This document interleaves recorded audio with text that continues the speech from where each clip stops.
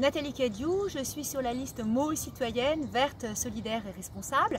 Je suis par ailleurs architecte paysagiste et comme concepteur et maître d'œuvre, j'ai eu le plaisir de suivre les travaux de création du parc du Paty et de la plage de Meaux.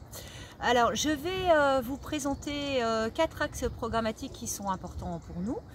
Les centres municipaux de santé, donc nous voulons remédier de manière efficace sur Meaux à la pénurie de médecins et de spécialistes. Pour ce faire, il n'y a pas 36 solutions.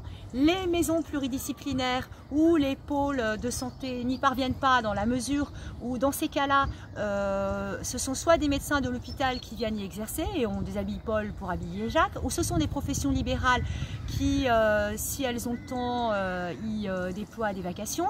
On n'a pas non plus la garantie qu'ils y viennent et on se retrouve à construire des bâtiments dont on n'est pas sûr qu'ils vont réellement être occupés par des médecins. Dans les centres municipaux de santé, donc les médecins sont embauchés par la collectivité. Il y en a de nombreux à Fresnes, à Ivry, à Montreuil.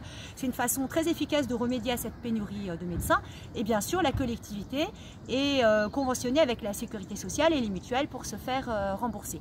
Donc ça nous paraît une dimension très importante et une façon de prendre à bras le corps ce problème pour répondre aux préoccupations des Meldois. Alors, un autre axe important concerne les déchets. Donc nous avons tous fait beaucoup d'efforts pour le tri sélectif des plastiques, du verre, etc.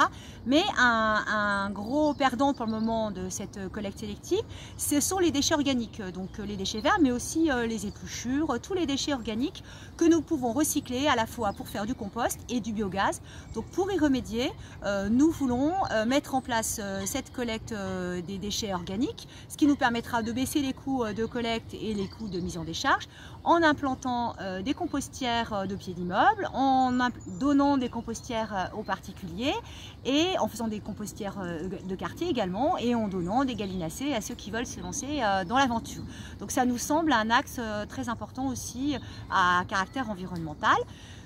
L'autre volet, ça concerne la mise en place de cantines entièrement bio que nous voulons implanter sur Meaux et le pays de Meaux pour que nos enfants bénéficient d'une alimentation saine, sans augmenter les coûts des cantines, en ayant régulièrement une alimentation végétarienne qui pourrait se faire à la base d'omelettes, de quiches. Ça ne serait pas forcément, comme me disaient mes collègues en plaisantant, on va pas mettre tous les enfants au carottes râpées toute l'année. Mais ça serait une façon d'enclencher aussi, à travers les jeunes générations, cette idée qu'il faut consommer mieux de la viande, mais moins. Et ça permet de faire à coût constant, d'installer une alimentation bio dans les cantines à coût constant. Et bien sûr, pour se dispenser de la bouffe industrielle ou de l'alimentation industrielle, on mettrait en place une régie avec des vrais cuisiniers qui seraient embauchés par la collectivité et sur le pays de Meaux. Le 4e axe dont je voulais vous parler, ça concerne la nature en ville. Donc nous voulons équiper Meaux de 2 pôles nature importants dans lesquels les Meldois y trouveraient de la nature, de la biodiversité et des espaces de promenade. Donc autour d'un grand parc que nous constituerions autour de l'ancienne boucle de la Marne, donc le parc Saint-Pharon, et une extension ici du parc du Paty sur 2 parcelles qui appartiennent à la commune en direction de Trélleport qui pourraient rentrer dans le giron du parc nature.